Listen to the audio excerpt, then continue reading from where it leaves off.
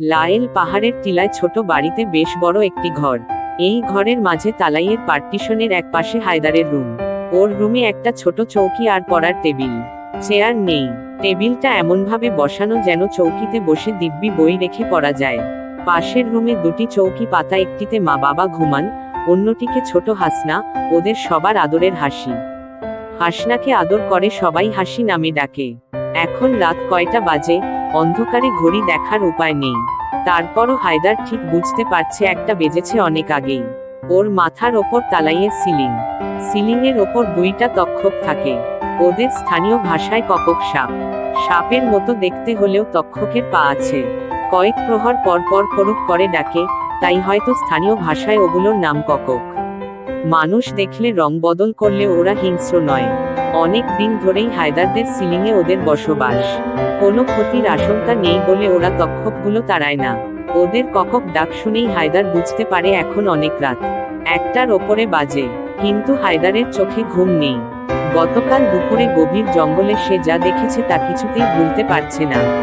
ওর মনে হাজারটা প্রশ্ন জাগছে। বনের গভীরে ওরা কারা? এত গোপনে কি তালাশ করছে? যখনই একটু ঘুমের মতো আসছে, তন্দ্রায় চোখ বন্ধ হচ্ছে, দুঃস্বপ্নের মতো ওই ভয়ঙ্কর লোকগুলোর চেহারা ওর সামনে ভেসে উঠছে। ওদের ভাষাটাও যেন কেমন। হায়দারের মাথায় কিছুই আসছে না। বাংলা, ইংরেজি, আরবি ভাষার কিছু কিছু শব্দ তো ওর জানা, অর্থ না বুঝলেও বুঝতে পারে কোনটা কোন ভাষা। কিন্তু ওই লোকগুলো নিজেরা যখন কথা বলে তার আগামাথা কিছুই বুঝতে পারে না হায়দার। শুধু একটা শব্দই বারবার ওর কানে বাজছে, তা হলো ইসলিমিং ইন দি পিথিন। ভাবতে ভাবতে কখন হায়দার আলী ঘুমিয়ে পড়ে। আল্লাহ আকবার আজানের সুমধুর আহ্বানে ঘুম ভাঙে হায়দারের। ঘুম থেকে ওঠে, অজু করে মসজিদে যায়। নামাজ শেষে আবার ওই দুশ্চিন্তাটা দুঃস্বপ্নের মতো চেপে বসে। ওসমান ওর হাত ধরে টান দিয়ে জিজ্ঞেস করে, কি সব আবুল তাবুল বক বক করছিস? লজ্জা পায় সে বলে।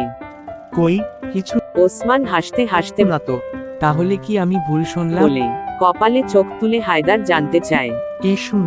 ওসমান আবার হাসতে হাসতে বলে, ওই যে ইসলিমাইন হিন্দি পিথিন কি সব।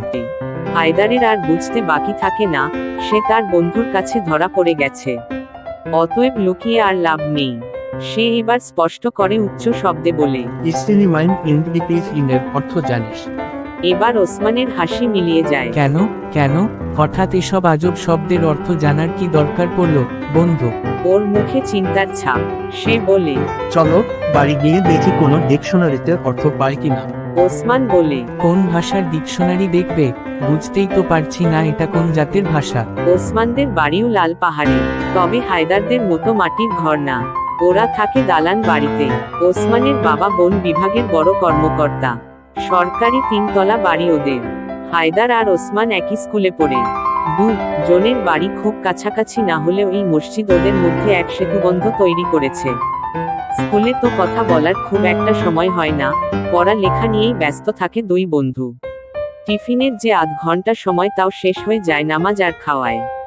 তাই মসজিদে নামাজের পর মন খুলে কথা বলতে পারে। আজ শুক্রবার হওয়ায় জনেরই তেমন তাড়া নেই। তাই হায়দার ইচ্ছে করলেই ওসমানদের বাসায় যেতে পারে। কিন্তু সে বলে, এখন নয়, নামাজ শেষে বাড়ি না ফিরলে মা চিন্তা করবেন। মাকে বলে পড়ে আসবো। ওসমান আপত্তি করে না। দুজন দুটি পথ ধরে যার যার বাড়ির পথে হাঁটতে থাকে।